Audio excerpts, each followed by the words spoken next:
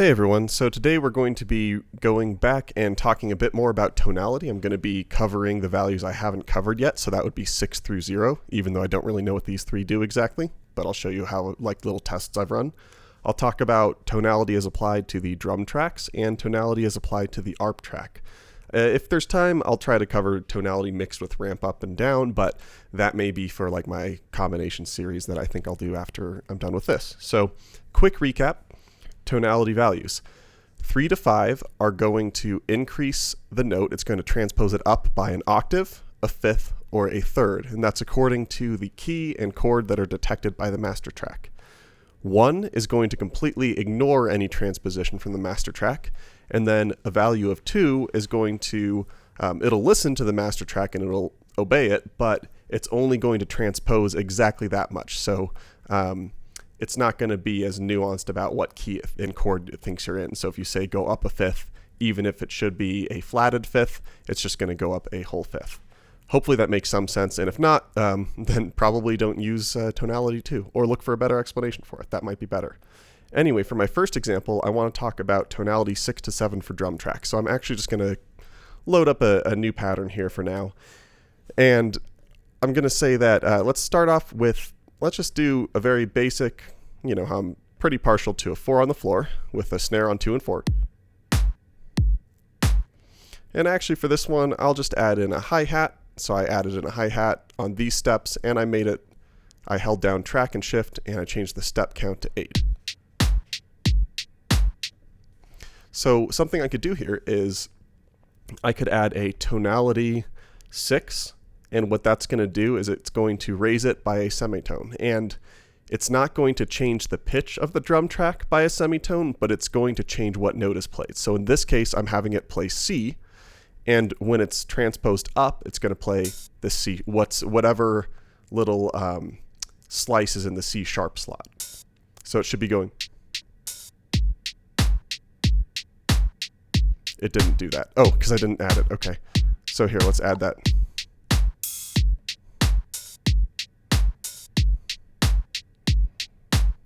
So now every time it passes this, it's raising it. So I added that tonality 6, and I added a component spark 2. So every second time it plays this, it's raising it that half step and it's playing the slice from C sharp instead of C. If you want to know what it's going to play, you have to make sure that the step component and anything else you want to hear what it sounds like applies the first time. Because when you hold down this step, it's going to preview whatever is going to play the next time this happens. So you hear how it was at C sharp. If I hold it down, it's at C sharp. But if I change this component spark to, change it to 2 instead of 1, when I hold this down, I'm still going to hear that, because the next time it plays, the first time it plays in the sequencer, it's going to make that sound. So just a heads up, I sometimes get thrown off by that. So I like 6 and 7 on the drum tracks because usually similar sounds are just one half step away from each other. They're placed on adjacent slices. So this one, if I added a 6, it would increase it to that C sharp. If I added a 7, it would decrease it there. Just for fun, let's add that one in, and let's just go here, and I'm going to add in that tonality 7. So it should be that kind of whooshy sound that we heard. And I'm going to add a trigger spark too. So that means that these notes are only going to play every second time, but this will happen every time. That tonality will apply every time.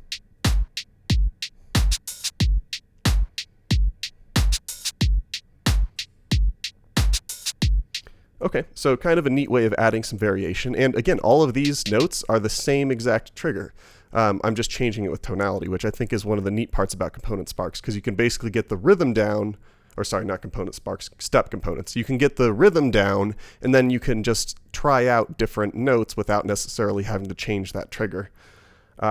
Okay, so that's going to be the first example. The second example I want to give is tonality 3. So I'm actually going to load up a sample. Actually, it's a kind of long sample I got, and I split it up. It's just several different radio clips.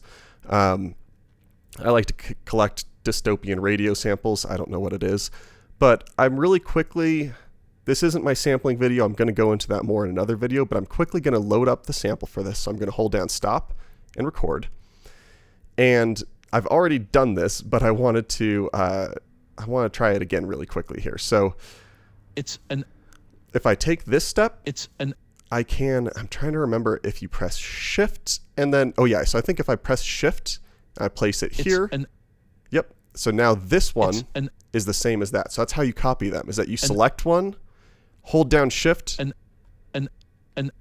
it's going to put it right in that slot. So where I'm going with this is that what I've done here is I've gone unwillingness right there, and I'm actually going to put in an octave up. Then I'm going to select the slice that's an octave up, and I'm just going to modify it.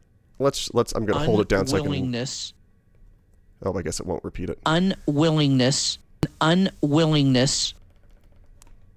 Okay, cool. So I'm just trying to make them sound fairly different because my point here, I press stop to exit the sample mode.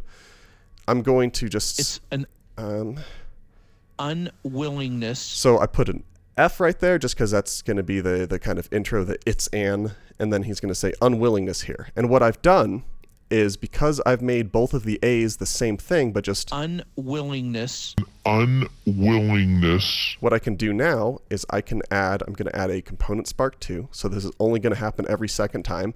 And I'm going to add a tonality 3. So it's going to play an octave up every second time. It's an unwillingness.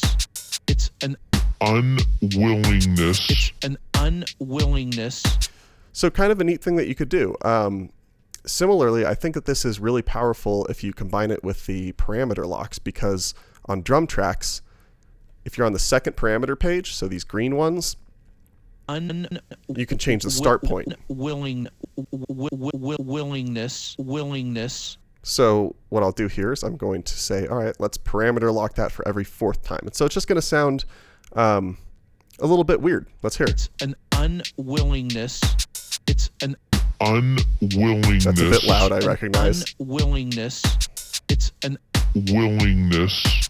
So I'm just trying to show that you can really, if you wanted to, you could arrange it so that your drum track samples are just this first octave, and then there's variations the second octave. So that's another thing that you could do if you don't want to just have everything be a semitone up or down. You could just have your slices however you want here, and then have them a little bit differently for the second octave on your keyboard. I think that that's very helpful. But let's move on. So I'm going to remove those, and I want to talk about tonality on the chords track, specifically tonality 6 to 7. So here I'm just going to enter in my favorite generic chord, a C sharp major, or sorry, C major 7.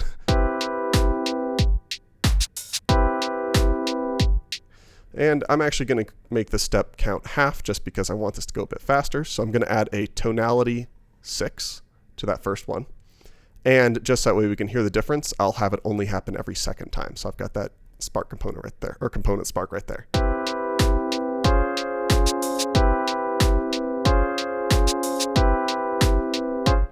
So all it's doing is just shifting every note in that chord up a semitone. And my experience is just that generally sounds better than, like, an octave obviously sounds okay usually. It's a bit extreme though for me. And then if I do something even like a third, that can actually get really ugly. So let's hear what it sounds like. It sounds okay actually in that case, but it's harder to predict. Whereas going up or down a semitone to me sounds, I mean, there's kind of this tension that it creates that I really like. And it has a sort of, in my opinion, lo-fi feel of like it can, it's sort of ambient, can kind of endlessly loop, in my opinion. So I find that really helpful on the chords track. And now let's get really weird and let's talk about tonality 8 through 0. So tonality 8 through 0, the guide, SynthDog's OPZ notebook, everything says that these are quantize, and I don't know what they are because they are not quantizing anything. Here, let me show you. So I'm going to just create a C major chord, and then I'm going to offset it. Oops, I didn't mean to do that. I'm going to press plus a bunch to try and there we go, to try and offset it. So we can hear that it's a bit late. And actually, I'm going to even make this take up half of the, I'm going to make each step take up an eighth note, just so that way we hear it delayed even more. So it's pretty dramatic. Okay, and then next thing I'm going to do for our example here is okay, here's what I'll do. I'm going to actually change the step length to being even longer just to make a point here. And I'm going to play this, and then I'll play my C major. Oh, it didn't end up where I wanted it to. Okay. So let's go back to 2. Okay, and you don't have to be following this part. I'm just trying to kind of make illustrate a point here. So I'm going to take this one. Oops. Oh yeah, okay, so that's, what am I doing? Okay. Here we go. Okay. So what I want to show first is that if I have component spark 2 and then multiply 0, as I've demonstrated in a previous video, now they're going to be quantized every other time. But same thing doesn't happen if I do tonality 8, 9, and 0. In fact, it often seems to replace the chord that I'm playing with an octave.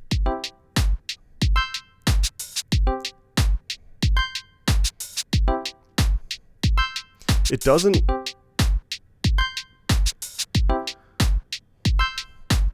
seem to me to be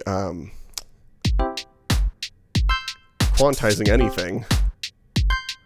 And it doesn't seem to be consistently changing the notes. And then when I have it just do this with a single note, let's try that actually. It's been a bit since I've actually tried this. I'll just D on both, why not?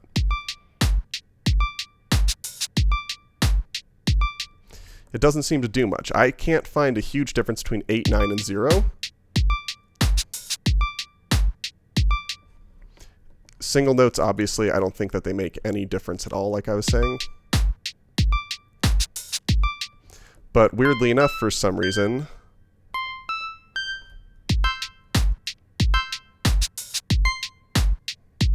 they do make a difference in chords. So that was, oops, that was tonality 0. Tonality 9's a bit different. Let's hear tonality 8 now. So it sounds about the same for 8 and 9, but not for 0. That's not necessarily consistent. But my point is I've done a bunch of tests on these, and I can't find exactly what tonality 8 through 0 does. It does, however, seem to only... It seems as though if you play something that's not in the right key, it might shift some things over to make it in the right key. I think. But I'm not totally sure about that. Actually, let's just make up an example for that right now. Let's just add a bunch of C's. And then if you've watched my other video, you understand that I'm adding a silent B here because to make sure that the master track detects C major, which it looks like it does. And so for the chords track now, let's play some notes that aren't in C major. So I'm going to just have it play like a C and an E. Those are both in C major. Oops. And then here I'll put an E flat, which isn't in C major. And that's...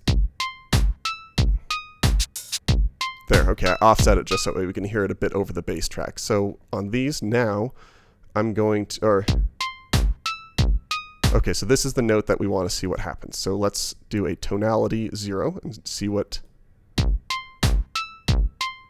yeah. The weird part to me though is that instead of having it, I would think that it would go here, but to the E, but instead it's making it go back to the, tonal center there to the C. So let's see what if it does the same thing at 9.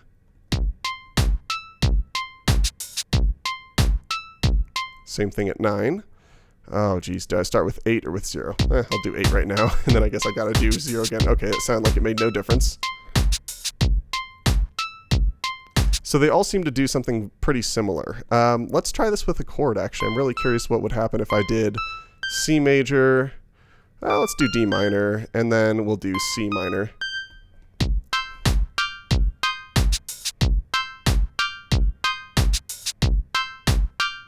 Have I messed up the chord it thinks, the key that it thinks that we're... Oh yeah, so it's pretty confused now. It just knows that we're in C. It doesn't really know anything else. Let's see what happens if I remove that D minor.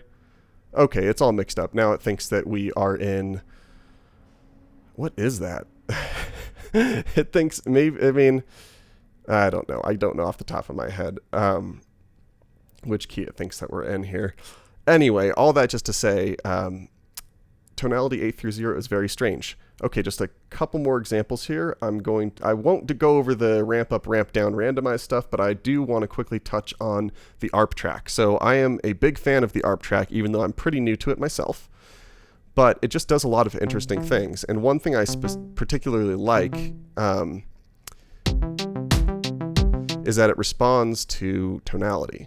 So if I go here, that means that for this part, for this quarter note, it'll be it's going to be an octave up. I think that's why I selected, right? Yeah, tonality 3. So kind of interesting, right? Like you can get it set the ARP track responds to this, and that includes being able to use, having it just change by like a semitone. So let's put a 6 on that. Interesting, right? And actually, let's go ahead and I don't know if you can copy a track just like that. I don't know. Okay, maybe it needs a note on it. So I'll just show you this little trick. So I'm going to copy this now that it has a note on it, and then I'm going to press that note. Oh, right, we're on the ARP track. You can't do it this way. Long story. So instead, I'm just going to go here, add our tonality back, and I'm going to give us that 6. So it's going to raise them up by a semitone only when they're on these 2 steps.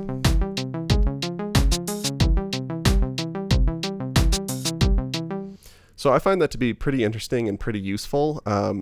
You can obviously then change whether or not it's going to obey the chord progression on every single step. You can combine it with ramp up and ramp down even on these steps individually.